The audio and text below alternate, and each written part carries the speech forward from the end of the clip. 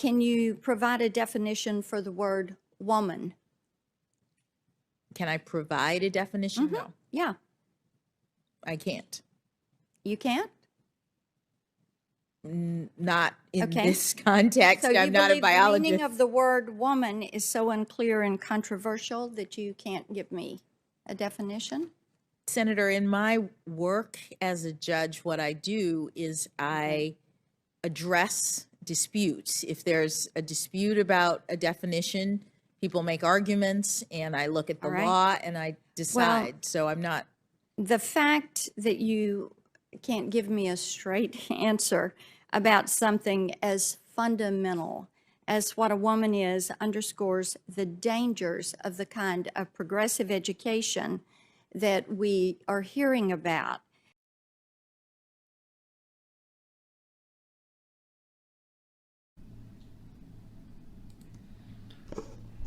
Before I continue with this video,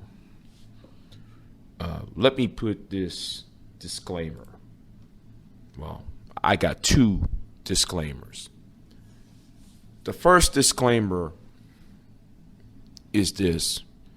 This video is not, and I repeat this again, this video is not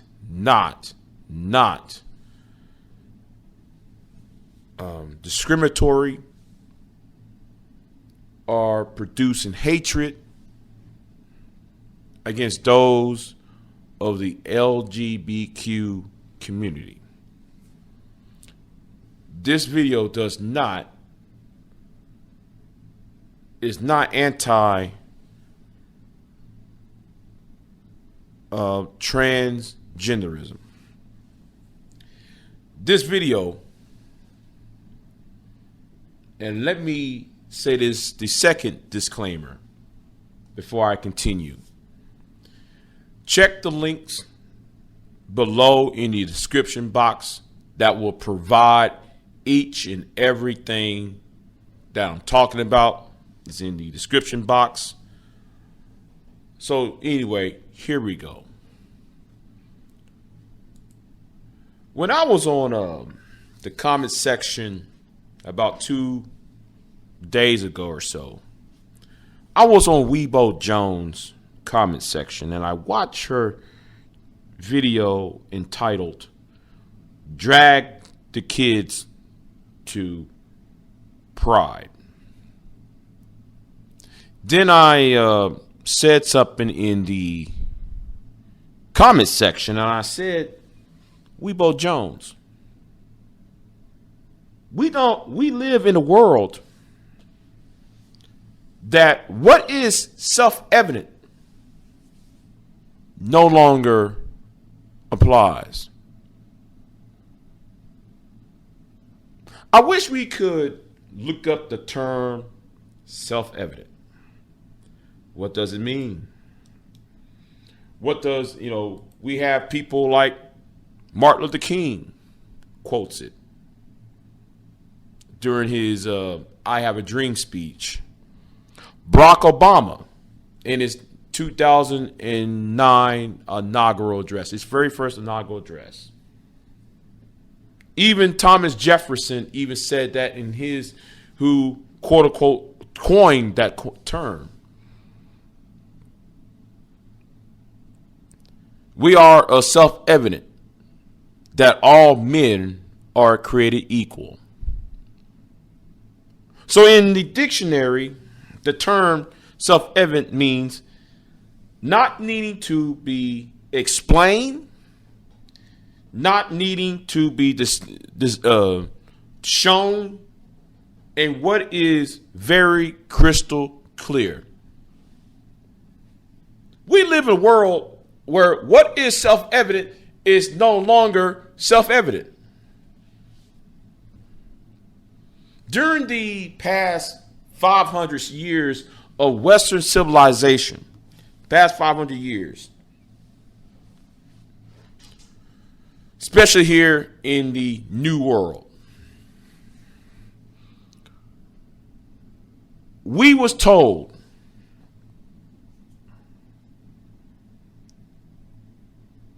that a man of a certain race or a group of people of a certain race or tribe is 2/5 of a person. Benjamin Franklin was talking to the founding fathers, and he asked, listen, we got to solve this race problem before it blows up. We got to solve this slave problem before it blows up. We got to free them slaves now. He said that before he died in 1790. But he'd been saying that during his entire political and cultural life. That's why, though, before the Civil War, there used to be a sign saying, am I a man and your brother? That was before the Civil War. But during the 1940s and onward, there were signs saying, I am a man, when Martin Luther King and the second civil rights movement began. Am I a man? You got men marching for work, black men marching for work, marching for jobs, marching for voters' rights to be treated as equal as that of his white counterpart, and thus achieve a lot of great things during that generation. But today, we have a troubling issue. Today, we have a troubling issue. And the argument was, this is what Marsha Blackburn from Tennessee, the senator who was talking to who's interviewing Judge Jackson for the Supreme Court. And she asked, what is a woman? Now, Judge Jackson did not answer the question. And I assume because, now, I'm going to be fair. I'm going to be fair with this. I'm going to be fair towards Judge Jackson, because we don't know what her real intentions are. Now, some of y'all was like, well, Big J, she's a part of the left, the loony left. I'm gonna keep my powder dry on that part. But I'll say this. She was trying to, because I'm assuming there is a court case looming that could affect her when she joins the court. So she didn't want to appear as biased until she gets all the facts. Because I'm assuming there is a court case about this particular topic coming up within this year or next year, or even the year after that during the Supreme Court hearings. So in that case, I'm gonna be fair and reserve judgment on her judgment on that, on her intentions of saying that. But again, like what I said, what is self-evident is no longer self-evident. This is no longer about, this is no longer about what is facts. This is about feelings. And this is what the left have always have done. Yes, the left have always talked about what is based upon their feelings, the facts be damned. While on the right, and yes, I'm gonna be fair with this. The right will want you to talk about what is respect while at the same time those on the right wants the freedom to oppress while complaining about censorship. This is the reason why we're having a problem today. And I'll do that more in another video hopefully in the near future.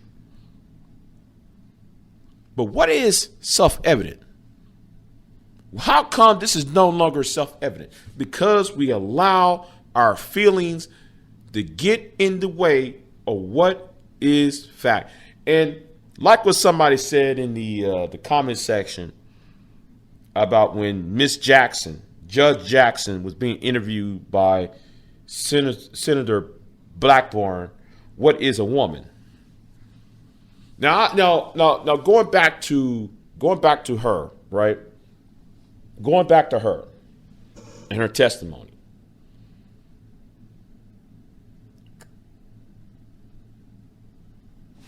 What is very troubling? What's very troubling with that is this statement on the reason why she was picked in the first place. Congratulations on being the first black woman, to be nominated for the Supreme Court. Then the question is, what is a woman? And what the response was crickets. Congratulations for you being the first woman of African descent.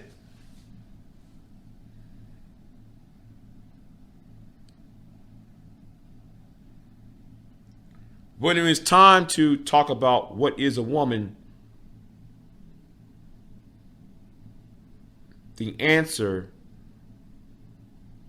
is not a simple one. Now, it's obvious of what is a woman. It's self-evident. What is a woman is what? A female human. That should be a very simple answer. Woman is a female human. Okay. Then let's go a little bit deeper than that.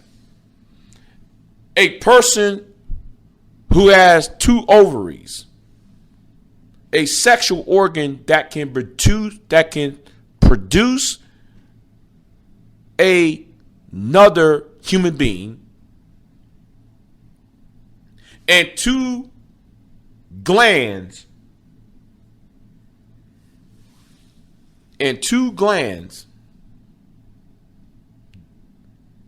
in the chest area, millennial glands that can feed that other human being that's being birthed from.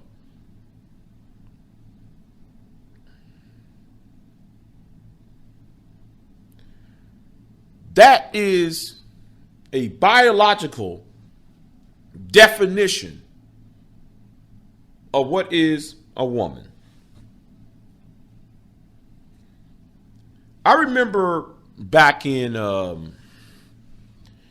four or 5 years ago, there was a woman named Jenny McDermott. And I remember the war between the feminists, right?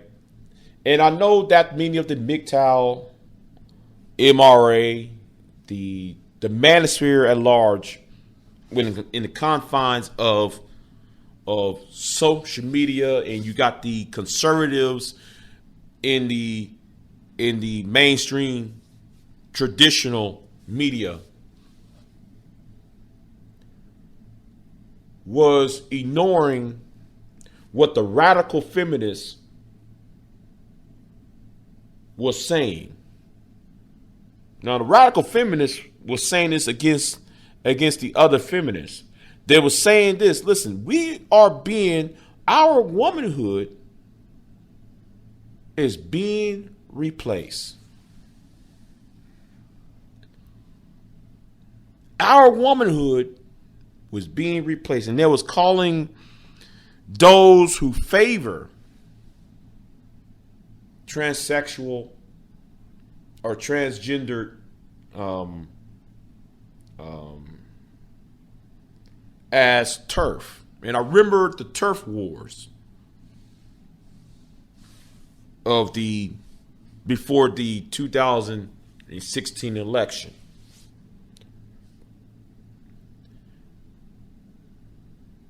And it's now seen, though, that those who have helped people saying, I am a man,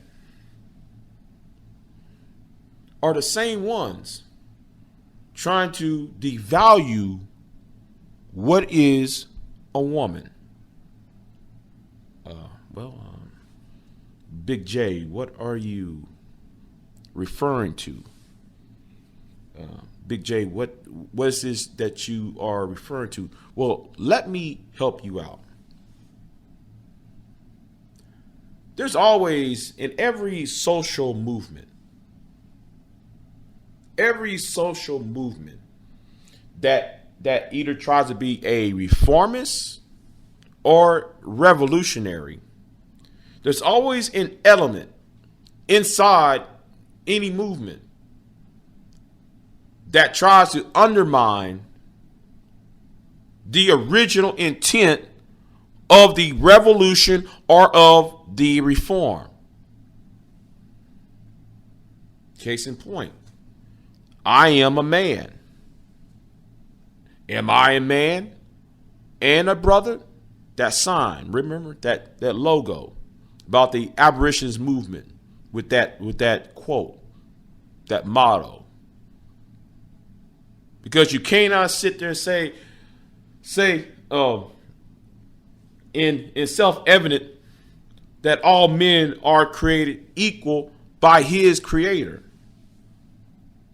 Same person who said that was being the chameleon to make sure that men were not all created equal. Was not being self-evident that all men should be created equal. That's why we having, those first 172 years, the first 200 years of American history, black people and brown people and Native Americans was not afforded his or her right, because mankind, the ability to be treated equal under the due process of law, of natural law, and that of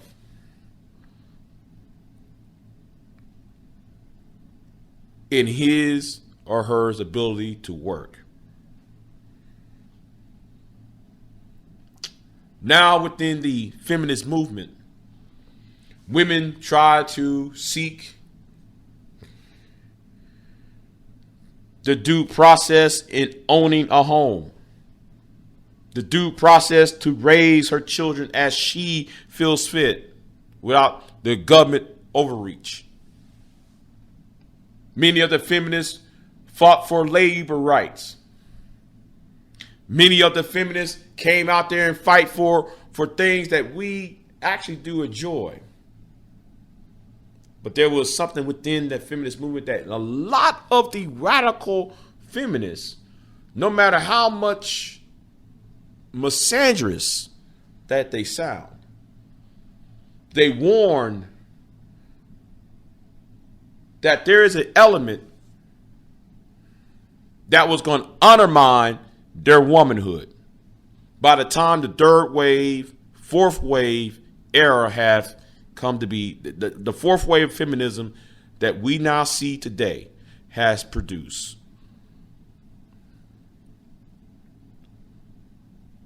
I was watching a news report,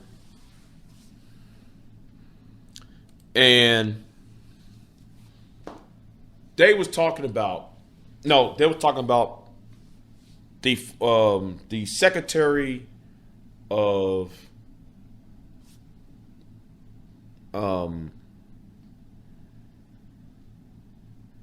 Transportation, Mr. BIGJXXX, right? The presidential candidate, right?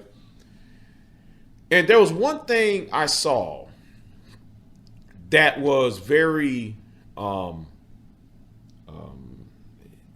I saw that as very troubling to me. And what was troubling was not that he was a gay man and him being a gay man, him being married to another man, having same-sex marriage. That wasn't the problem. What was the problem was when he had his firstborn child and he and his husband was lying on the hospital bed together with the child. And the child was wrapped up as if though they were in the hospital giving birth to the child when the child was a segregate, was born from segregate. Then I looked at it and no, don't come to me with the homophobic. I don't want to hear that. Don't come to me with the homophobic issue. This is not about homophobia. This is about the value of womanhood.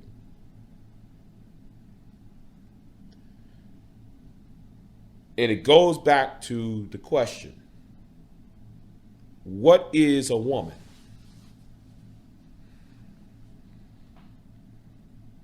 Is she somebody to be ignored?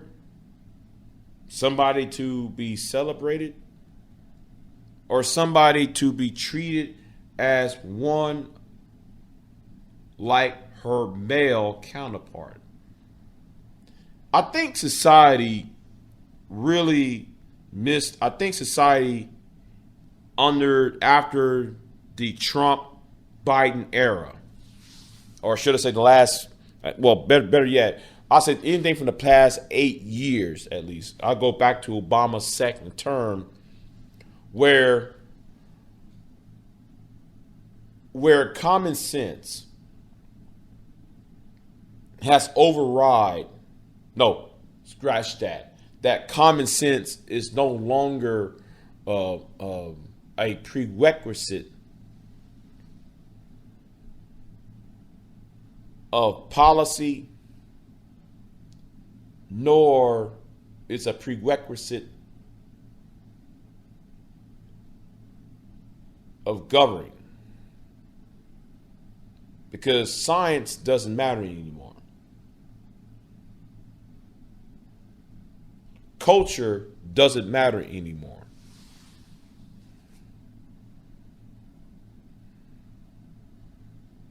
Our own institutions does not matter anymore. And this goes far beyond what is a woman. You know, got January 6th. We got this, that. We got what, who is an American? That's also a problem. We allow the corruption, or should I say, we allow the corruption in our science, the corruption in our government, our corruption in our religious institutions, or educational institutions, to roll away what is factual.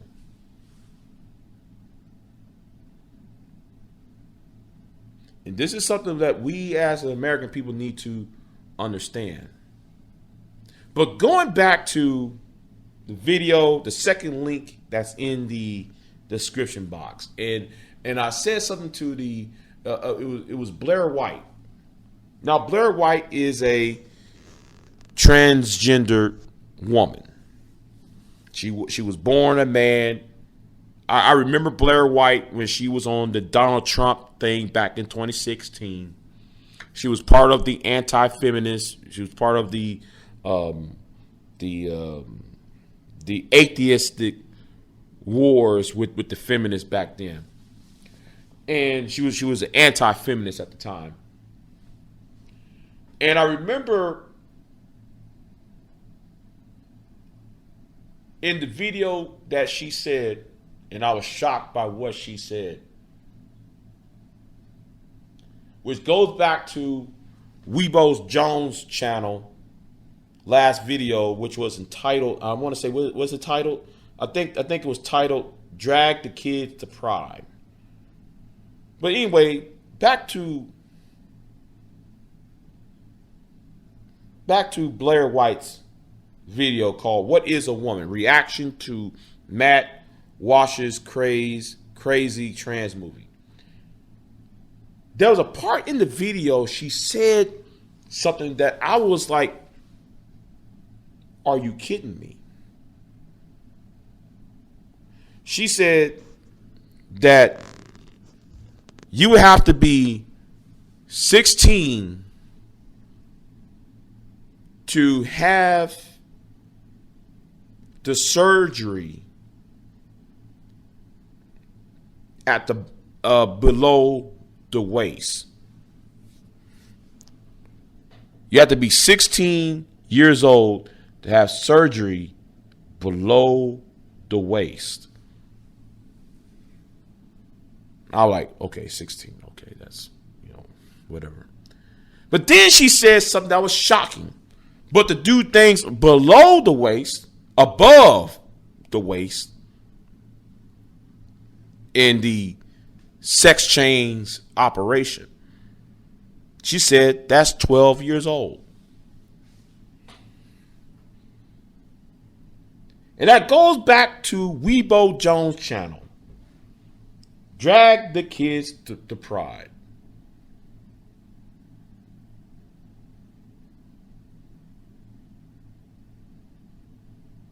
And I'm sitting here like, are we as a society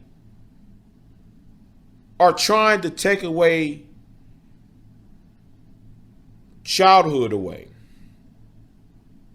Are we ruining the children? Because we're trying to delete what's factual in the effort to make people feel good.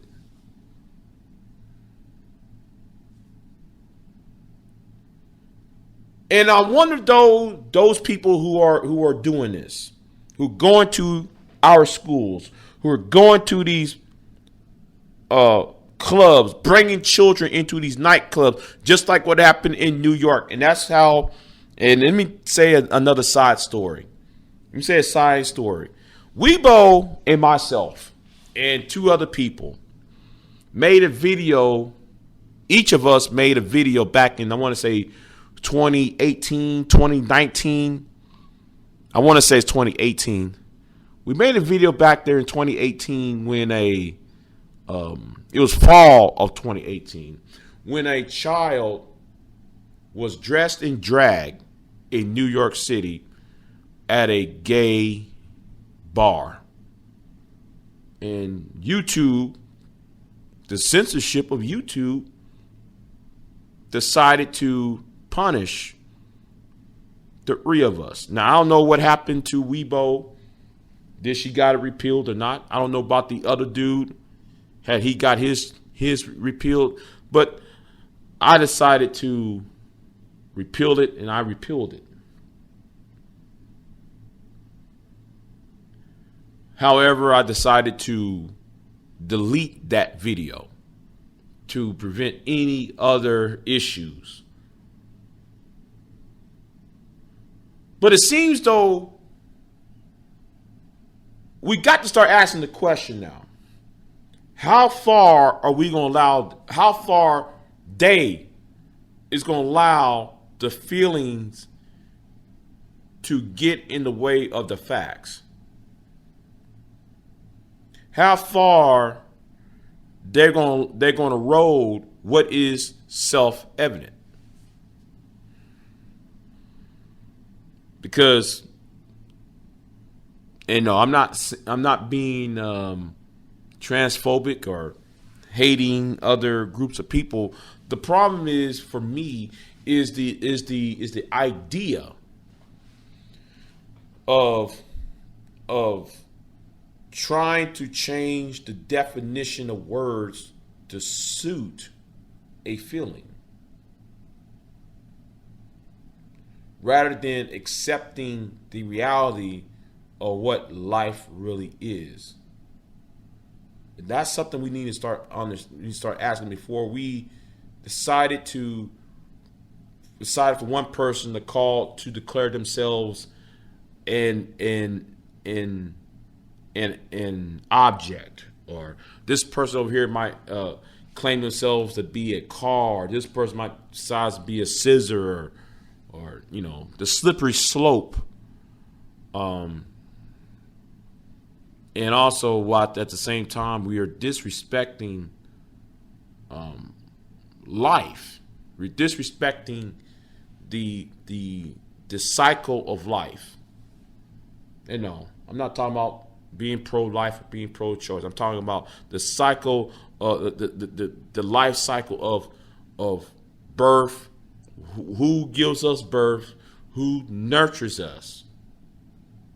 And who has the potential to do it for the next generation.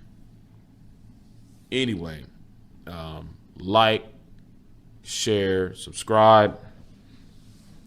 Check the links in the description box, and I'll come back with another video. Big J out.